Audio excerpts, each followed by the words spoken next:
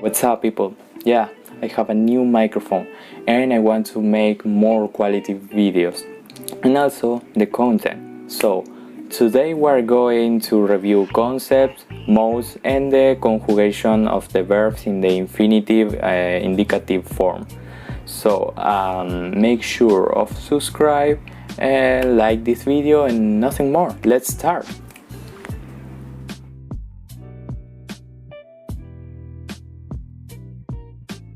Well, let's talk about conjugations. To conjugate a verb, you know that you have to list the different forms, that the mode hits different persons, number, times, modes, and the voice. So in the last video we already explaining a little about this, but we will make a small summary adding new data, so let's start with the persons. Well, you know that the persons are the people that indicate who acts the verb, like who made this action. There are three singular persons. The first one who speaks, the second one who listens, and the third one that is like of the above, and the other three that are from the plural form. Well, and talking about the personal pronouns, they are used to determine persons. And we have the singular and the plural group.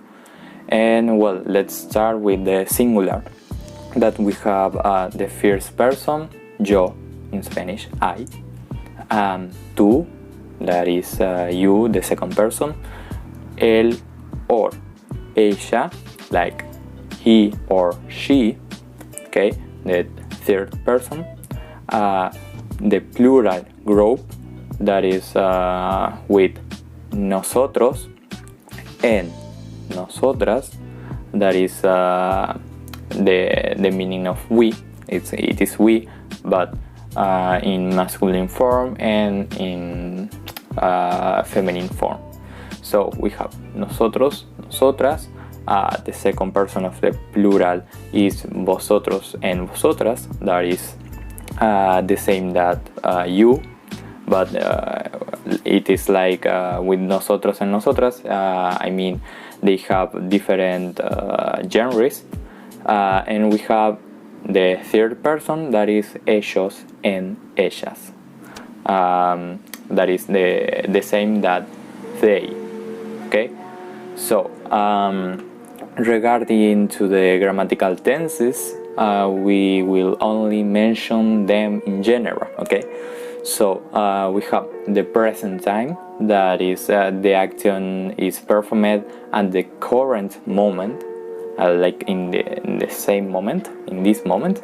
The past, like in pasado in Spanish, this is the action was performed in the past. Okay, if the action is finished and it is called perfect, and if it does not indicate that it is finished, it is called imperfect. Okay, because it is not perfect and it is not finished. Yeah. Well, after that we have the future conjugation, like the future time, that is about that the action will take place in the future, as the same in English.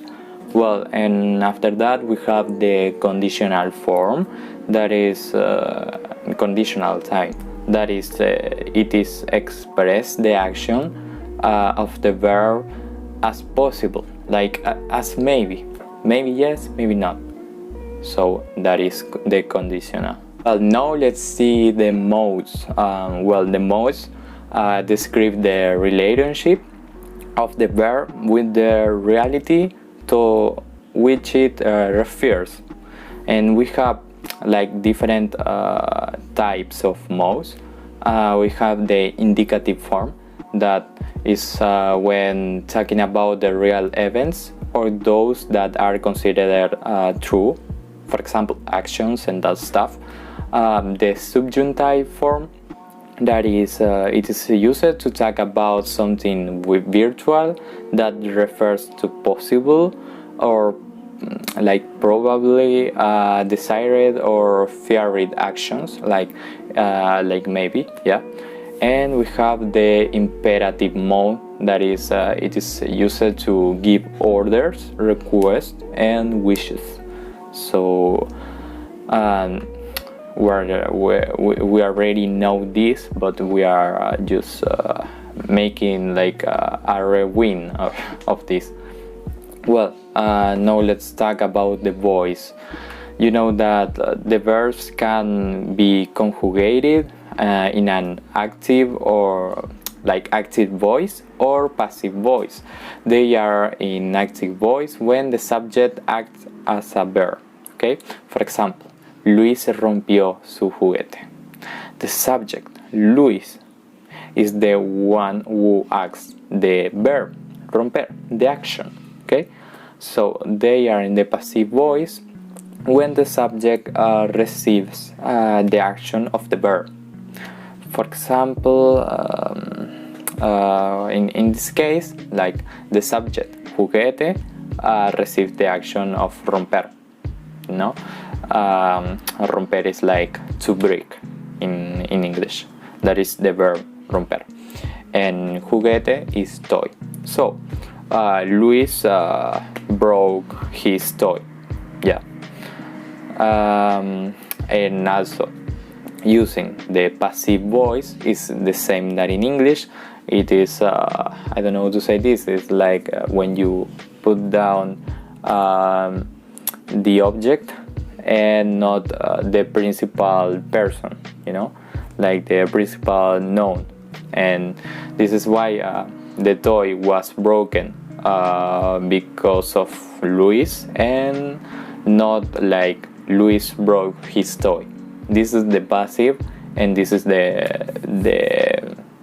I don't know how to say, the normal voice, the active voice.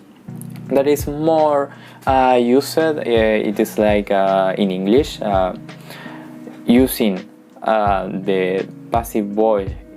The passive voice is not so bad, but it is maybe somewhere you can use it only in specific situations. But I think that it is good. Well, we know that the passive voice in Spanish is, as I say, is rarely used, and it has active constructions that are preferred. For this reason, we will not see on this page. As we know, regular verbs are those that in all their tenses and people retain the root. For example, the radical letters and take normal endings. Okay, so of the conjugation, this is of the conjugation to which they belong. In Spanish, there are three conjugations. We have the infinitive form that we already saw it in the in the other video. It is the usual way of naming a verb, and it finishes in r, or ir form, which is the form of the verb that is not delimited by a time. Okay, that it can happen like it is in the reality, but it is not talk about a specific time. After that, we have the participle, that it is used to form compound tenses, and it can work as an adjective, and it ends with the form of ado or ido in Spanish. After that, we have the gerund form, that is part of the verb that indicates an action but without the specifying time, specifying the time. Okay, the mode, the number, or the person, like everything, and it ends in ando or yendo. So we can understand that sentences with an infinitive verb are those that express a verbal action without specifying a verb tenses, and it is the grammatical form that gives the verb its name. So once we understand this, we can start making small sentences. Like, for example, no me gusta limpiar. No me gusta limpiar. That is, I do not like to clean. Okay, we have the verb limpiar, that is in the infinitive form. Oh, let's see, for example, él detesta cocinar. That is also in infinitive form. And it is he hates to cooking, like he doesn't like to cooking. Ya no se puede ni salir a la calle. That is you can't even go on the street anymore. And you know the verb is salir. It ends in ar, and ir. You can see a lot of verbs in that tenses. We have another, le gusta nadar en agua fría. You know the verb, it's nadar, it ends in ar. What more, it is like he likes to swim in the cold water. What more, debes concentrar nuestros esfuerzos en un único objetivo. That is like he must concentrate our efforts on a single goal. And the verb is concentrar, it ends in ar. What more, siempre imagina viajar por todo el mundo. There are two verbs in this, okay? You can see imagina, that is from imaginar, but we will not see this, so don't see that, don't see imagina, and just see viajar. Viajar is the verb that is like the principal verb in these tenses, and it ends in ar, okay? What more? It is like he always imagines traveling around the world, okay? And we have deseo cancelar mi cuenta. What is the verb? Cancelar, okay? And it is in English is I want to cancel my account, my personal account. As we see, it lacks the reflection of a person in a number, in the number. So it expresses the action in the abstract form, like without reference, like a reference to a specific time. So, but now let's see how does it works in a sentence. Well, within the sentences, infinitives do not function as a verb, but rather take on the function of a noun. Okay, you can use it as a subject. For example, cantar es mi pasión, sing is my passion. Okay, what is the subject here? Is cantar, but also it is a verb. Yeah, subject together with a pronoun. For example, tu insistir me molesta. Tu is in the second person in Spanish, in the singular form, and well, insistir is the subject. So it is together with a pronoun. What is the pronoun? Tu. Yeah. You can use it as a direct object, like a direct object. For example, queremos llegar a tiempo. Queremos llegar a tiempo. What is the direct object? Is llegar. Okay, and we have the indirect object, that is se está entrenando para ganar. In Spanish we have the classifications about indirect object and direct object. It is like when you want to make emphasis in a phrase, but it is like not in the direct form, okay? And you have to think a bit more to understand what is he talking about. When I say queremos llegar a tiempo, it is we want to arrive in time. And when I say se está entrenando para ganar, when I say that, it is he's training to win. So yeah, the difficult thing is that this is not all, okay? We have the circumstantial complement, that is, for example, nos sentiremos mucho mejor al volver. It's like in a circumstantial form. What more? It is like we will feel better when we come back. And the verb is volver. It ends in er form. The predictive complement, that, for example, we can say lo vimos crecer.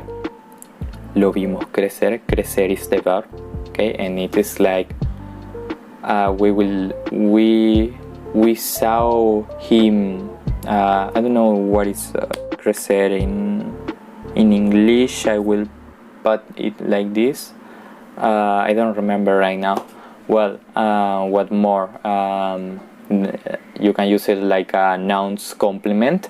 That is, for example, haces enemigos por tu forma de hablar. You make enemies. Yeah. You make enemies because how do you talk? Like, in what form? The verb is hablar, and it ends in the ar form. We have the adjectives complement. That is, for example, es difícil de explicar. Explicar is the verb, and the meaning of these phrases is like it is difficult to explain. What more? You know that is you have an adjective and a complement. Okay, what is the adjective? Difícil. Difícil is like hard, difficult. Yeah. Before this, I say that we have the nouns complement, and it is enemies. That is enemigos, and it is like the noun, and also we have the verb, that is hablar. What more? The adverb complements, that is, for example, te llamaré luego de salir del trabajo.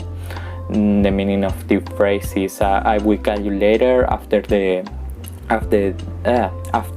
work. And the verb is salir. Okay, it ends in ir, like it finishes in ir form. And like the adverb, it is like I will call you later when I came back from work. Salir in this time. But you know that llamar, it is another verb. But it is in these phrases we are saying that it has adverbs. What is the adverb here? Luego. It is an adverb of time. We will see it in another video, but you have to know that. Now we know how to use the conjugation of regular verbs in their infinitive form. Now let's see the first conjugation that adds a time. Like we will see the present indicative or indicative present. Yeah, the present indicative is used when we want to emphasize the time that an action is being carried out. Like when you want to emphasize with the time with that is the action performing to. For example, you can be in the present, in the future, or in the past. Okay, with the regular verbs.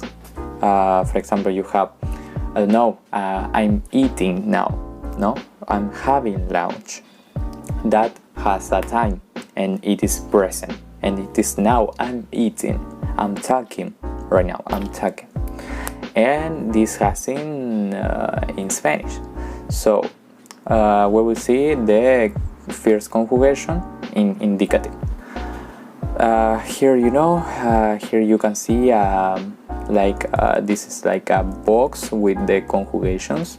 And you can see that we have 3 columns with personal pronouns, numbers, and the gender. Also, we can see the conjugation of the irregular verbs, and these endings must be learned well. Okay, now let's see. First person, yo. Conjugation with R, O. With R, O. And with ir, o again. Second conjugation, second person, tu. Conjugation with r, as. Conjugation with er, es. Conjugation with ir, es. Third person, él, ella. First conjugation, ar, a. Second conjugation with er, e. Third conjugation with ir, e, again. Plural, nosotros, or nosotras. Conjugation with ar, amos. Conjugation with er, hemos. Conjugation with ir, imos. Vosotros or vosotras, the second person of plural. Conjugation with r, ais. Conjugation with er, eis. Conjugation with ir, is.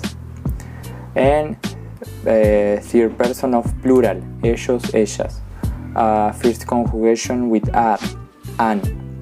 Second conjugation with er, en. And third conjugation with ir, en. Again. Okay, and now to finish, we will see some examples. Like, ella hace su cama todos los días. What is the verb here? Hace. It is conjugated. It's hacer. Okay. Present. It is in present time indicative. Ella hace. She makes her bed every day.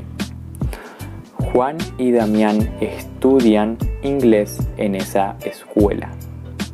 Verb, what is the verb here? Estudiar. Okay, estudiar. It is in present time indicative. Ellos estudian. They study.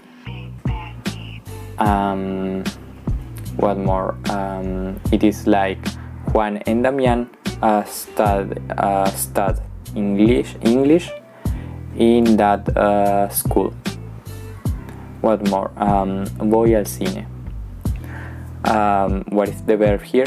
Voy. It is verb ir conjugation. Okay, we will see that in the future because ir it can be it can has a little different.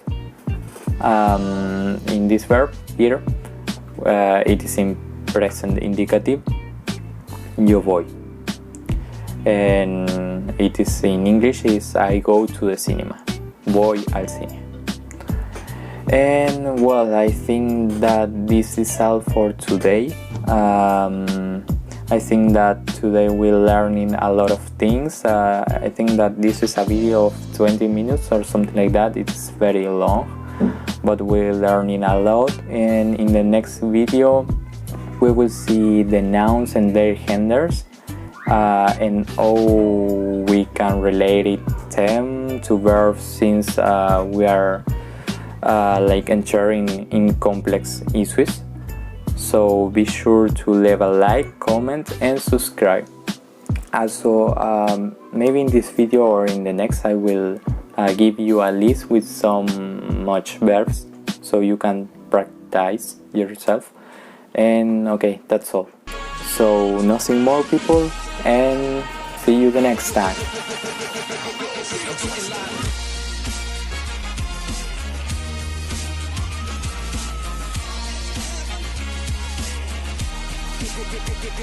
Get live.